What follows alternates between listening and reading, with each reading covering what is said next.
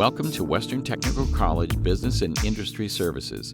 This video, along with other training opportunities from Western BIS, are designed to help employees stay informed on the latest trends in today's changing workplace.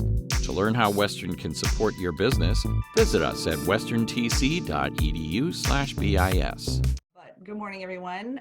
Like Angie said, my name is Liz Wallace. I am the talent manager at Western Technical College, and I've been a Gallup certified Clifton Strengths coach for almost 3 years now.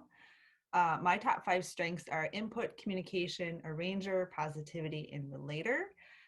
For those of you who have taken the assessment, these words might be familiar. For those of you who haven't, I will explain these words a little bit more in depth as we go along. But today I wanted to give you an introduction to the Clifton Strengths Assessment, also known as StrengthsFinder and also known as Strengths Quest. It's got a few names. It's in the process of rebranding itself to Clifton Strengths. So that's what I will be referring to it as we have this conversation this morning. And my goal today is to give you some background on what the assessment is, how it was created, and how you can leverage it to increase your work life and personal life quality of life. So I want to start by giving some background on the organization that created the assessment, the Gallup organization, which I'm sure most of us have heard of Gallup in the context of Gallup polls, and probably hearing a lot more of it now with an election year. But the Gallup organization is a lot bigger than just the polling it does. The polling it does is very important to its mission, but it's really has a global reach of trying to help leaders and organizations across the world really solve their problems. And because humans make up every organization and company in the world, Gallup is focused on better understanding human behavior. And so their research is focused on finding more about behaviors and attitudes of people across the spectrum, whether it's an employee in an organization, the customer of the business, the students we're serving, or citizens within the communities that we live in. Gallup is really focused on better understanding human behavior within those elements and trying to find out what really matters to people, what drives people in their decision making and their actions, and how those priorities may change over time.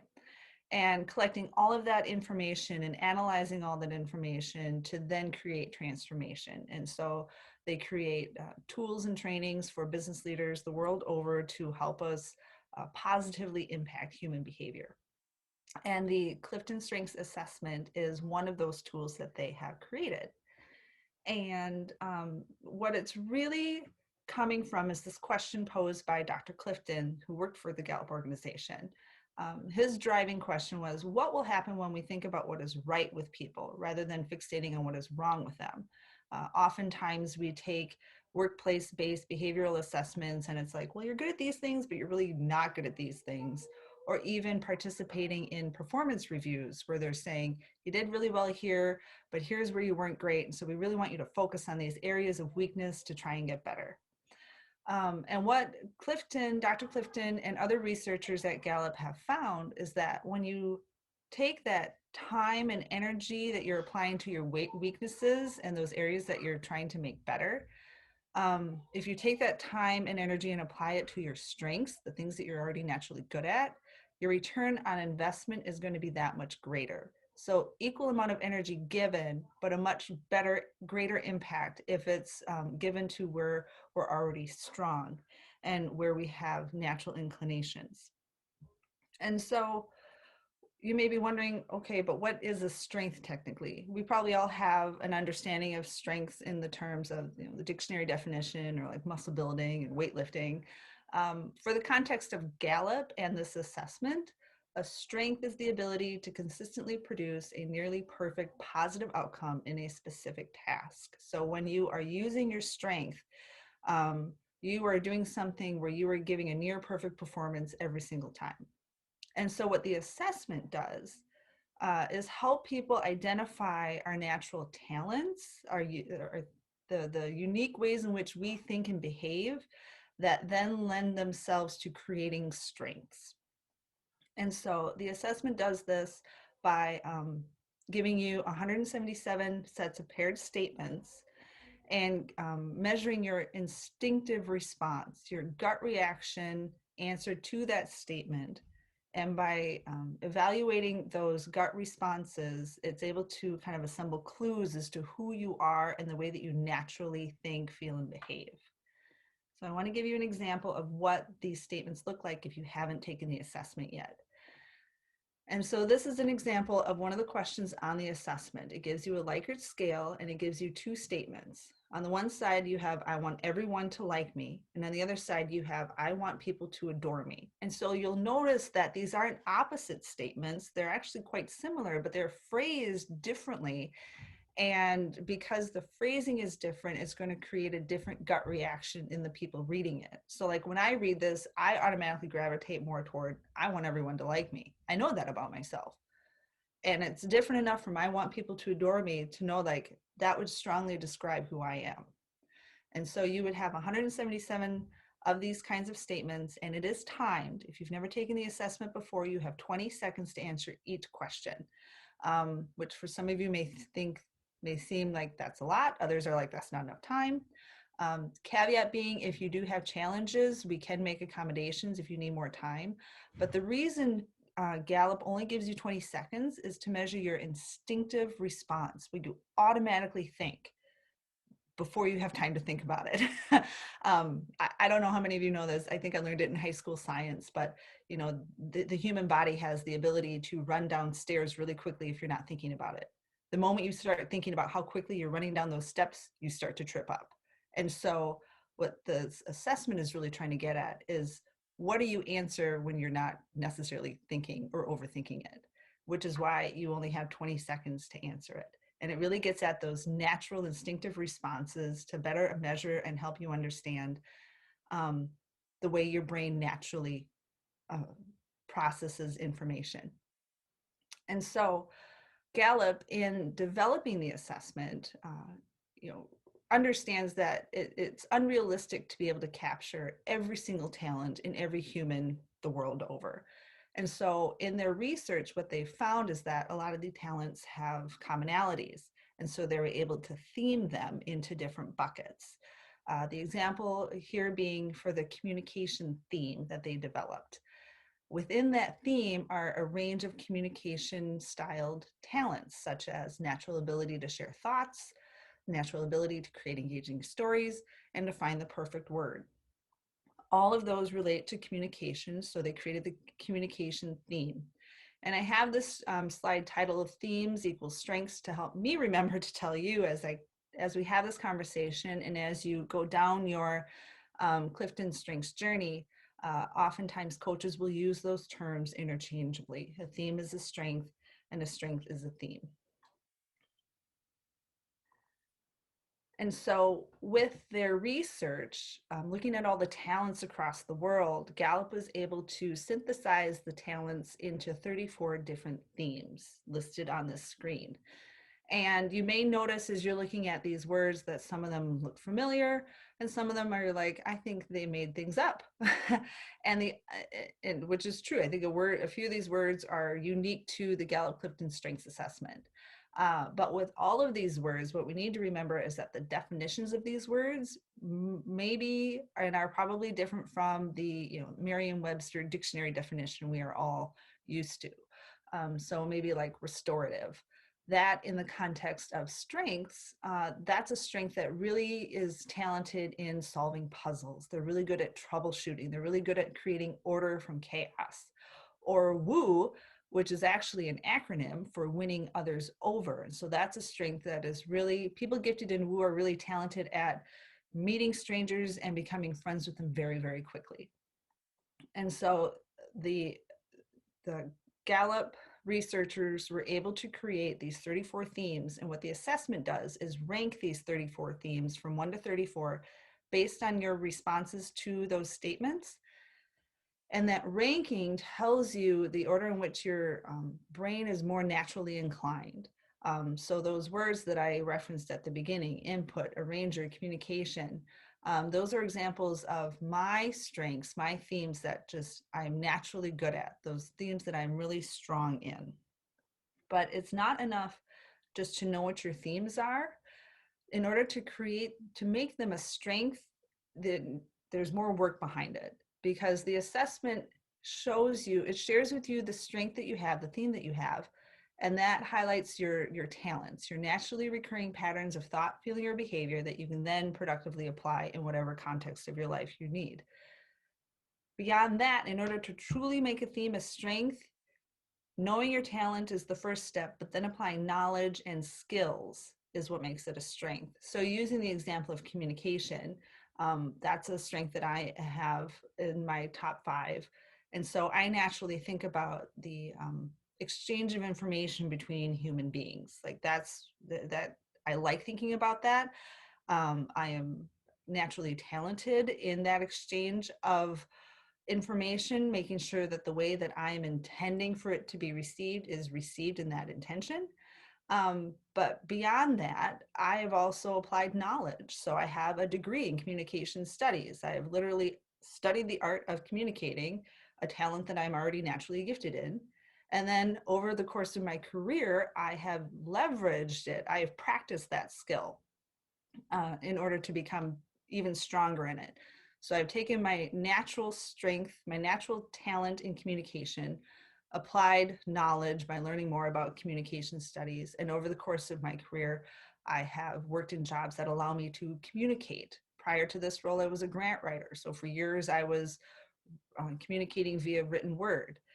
And with all of that work, it has become a strength, so that I regularly understand that I can communicate effectively, either verbally or written or non-verbally.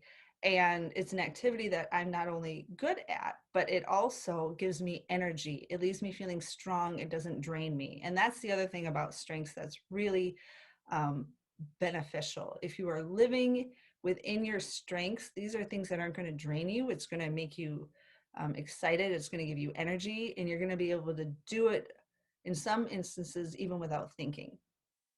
And so you need to invest in your strengths you need to invest in your talents in order to make them strengths. And so here are some examples of talents in action, things that you might not even have realized are actual talents in the world we live in, but they are. People who have this natural ability to talk to strangers wherever they go. And you either are that person or have definitely met that person, where you're standing in the grocery line and chit-chatting with someone else you've never met for the 5 minutes you're standing in line. That's a talent. Having a color-coded or otherwise organized closet. That's a talent I can definitely relate to. It's a higher ranger theme. You know, I've shared this before. Like, my ideal relaxing evening is to take a basket of clean clothes and put them away in my closet with Netflix on in the background and a glass of wine. Like, that is super energizing and relaxing for me. And I share that with other people, and they look like I'm crazy. Like, that does not sound like any fun to them. But it's a natural talent. Writing down a list of things to do and then sticking to it. So not only the action of writing that list, but then also like checking that off. That's a natural talent. And, you know, take it one step further and making a list of things to do on the weekend. So it's not just applied within your work life, but now you're applying it to your personal life. And it makes you feel good to have a list of things to do for the weekend. Other people may hear that and be like, it's the weekend. Why would you want a list? And they're going to respond with, because it makes me feel better. And it's, you know, gives them comfort. And especially I'm thinking about vacations. You have those two dichotomies of people who want to go on vacation with absolutely no reservations, no itinerary in mind. And then you have other people that go on vacations and they have daily itineraries. They know exactly where they're sleeping every night, and they've got their list of things to do for each day. Those are two different talents on two ends of the spectrum. And what would be really interesting to see is how those two individuals take a vacation together. But recognizing those ends of that talent is key in better understanding relationships between people. Another few examples of talents in action: the need to pick someone to race while driving. If you're that individual who stops at a stoplight, looks at the car next to you, makes eye contact, and then you really try to get to 0 to 30 as quickly as you possibly can as soon as the light turns green. A person who asks too many questions is definitely a talent. It's I've seen this talent in action, and I've always been super impressed by the ability of people who are able to just continually ask the questions to get to the why. And then finally, pushing the elevator button to remind the elevator that you were there. Maybe something you hadn't thought of as a talent, but definitely is. And so, what do these talents look like, or these themes? What do they look like in action? And so, these are my top 5 strengths: input, communication, arranger, positivity, and relator. Communication and arranger, I've already kind of alluded to. My input is people who are high in input have this ability to collect things. And so for me, what that looks like is the ability to collect knowledge. I collect knowledge and information like it's water. So like for me, I always want to know more, and living in an era of Google and being able to get answers, within seconds is incredibly gratifying for me. I don't like having unanswered questions, and I just want to know more. So that's input. Positivity is a strength where you consistently have a positive outlook in life. It's very hard for me not to bring a conversation back up to like glass is half full, and how do we make this a positive impact moving forward. And relator is a theme where you're able to create really deep, meaningful connections with other people. And so in the context of work, I've been able to really leverage these themes. My input was very helpful in my previous grant writing role, where I had to create a narrative about a bunch of different projects that I didn't necessarily know or understand, and I was definitely not an expert in. And so my input and communication leveraged together was really helpful for me in acquiring the information I needed to craft that narrative, to be able to explain to someone else like what this project is, why it's important, and why we need the funding for it. And now in my new role, I'm really able to leverage my communication, positivity, and relator in working with all of the employees at Western to help them become better versions of themselves through professional development. And so that's just an example of what, kind of how you can use these themes or strengths in your daily life, in your work life. And my arranger definitely helps my personal life, because then I know where my clothes are every morning when I have to get dressed.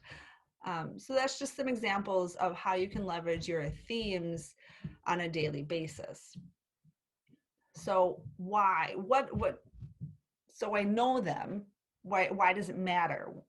Um, and because Gallup is so focused on research and analyzing everything that they do, because they want to make sure that the tools that they're providing for businesses are impactful and make a difference. In studying the impact of strengths on individuals, this is what they found, is that people who are working within their strengths, they have identified what they're good at and really leaning into that and becoming strong in those themes, is that they're 3 times as likely to report having an excellent quality of life.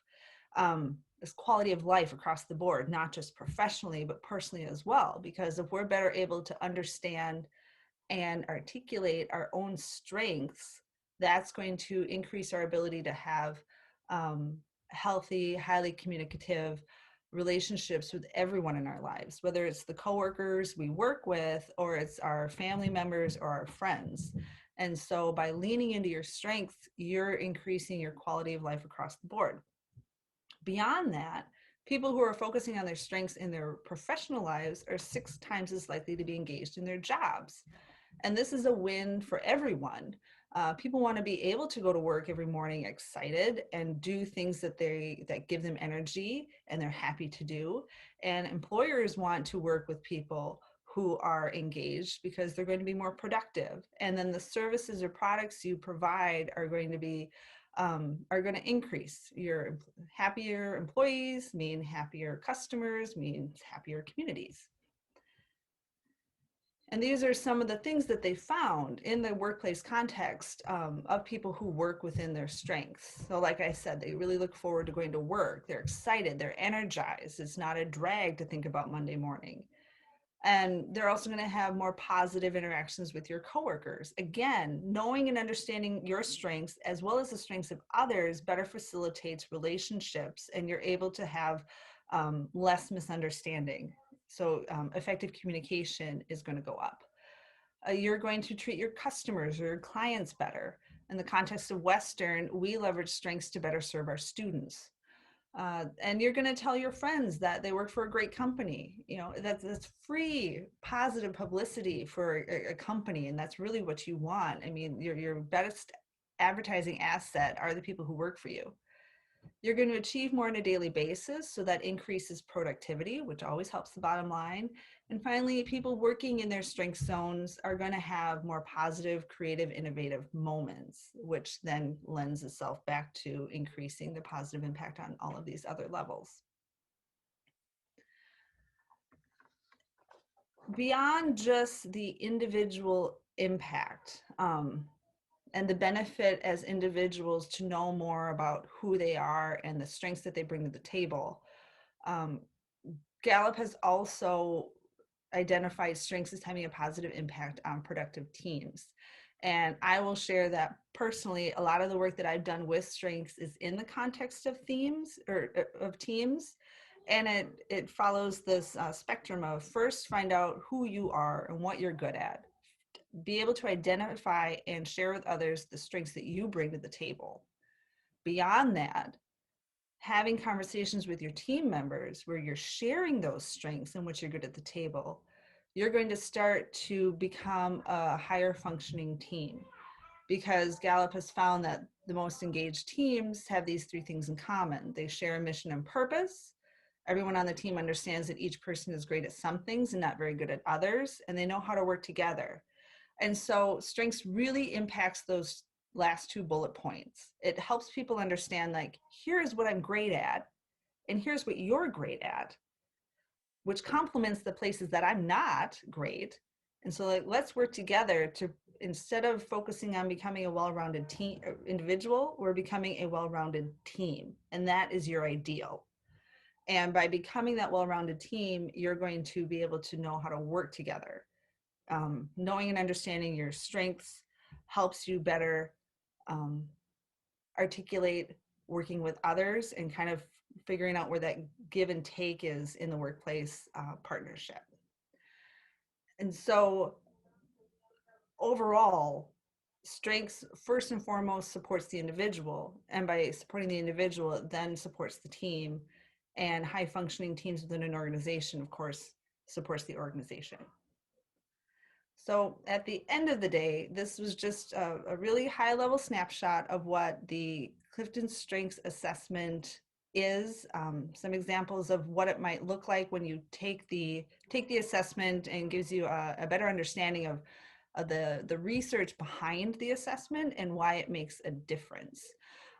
In terms of going forward, if you haven't taken the assessment, I highly encourage you to reach out to Business and Industry Services to learn more, and we can connect you with the ability to not only take the assessment, but then that next step of learning and knowing and understanding and applying your strengths in a workplace context to increase the engagement of your employees across the board.